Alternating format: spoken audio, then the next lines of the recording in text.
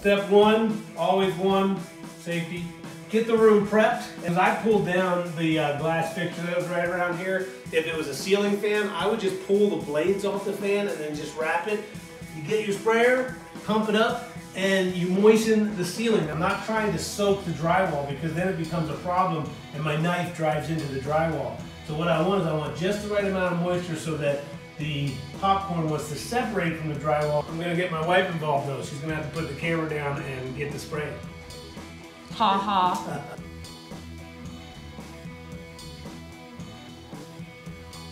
For those of you out there watching, you can see this is coming off real easy. I've got the right amount of water to the amount of popcorn that I got on here. Whoever did the drywall on this in 1978 did a really nice job. So the ceiling is really flat, really clean, so that's helping speed up the process. Another thing is, because it has so little paint on it, it also helps for the water to penetrate and for the popcorn to release itself. If you're struggling and you're fighting drywall or you have multiple coats of paint, don't give up, keep going for it, it's gonna happen.